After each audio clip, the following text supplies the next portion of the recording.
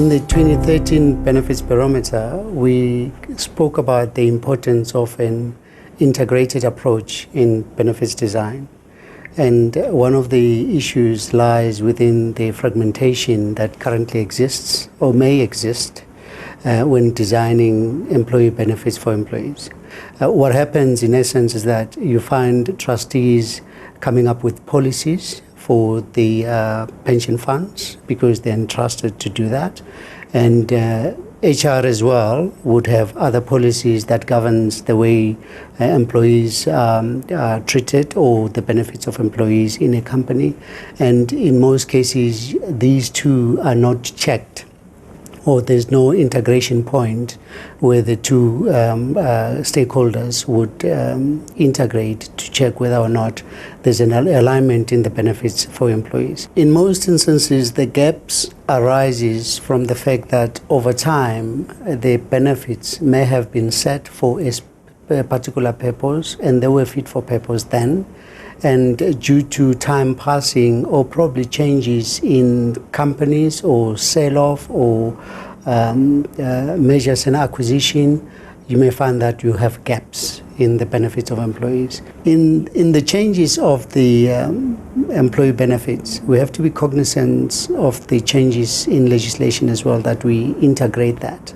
Because from time to time legislation changes and some of the gaps are actually caused by the fact that we're not periodically reviewing those changes.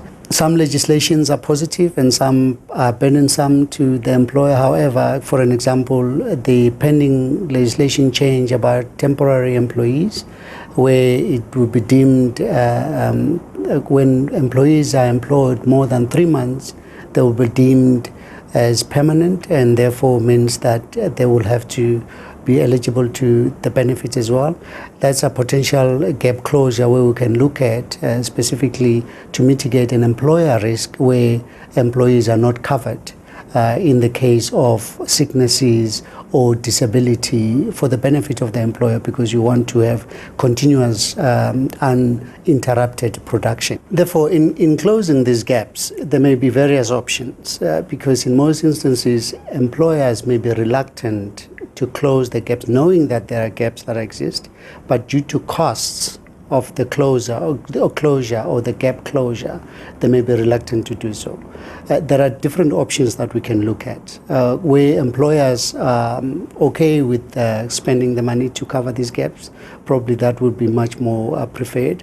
But in cases where employers do not have money to cover these gaps, they may pass that burden to the employees, for instance, because there are employees that are willing to cover the gaps, specifically if they know the gaps exist. So you can give your employees an option to cover the gaps themselves, or the employer can do so, obviously with the fund trustees as well, because they will be funding those.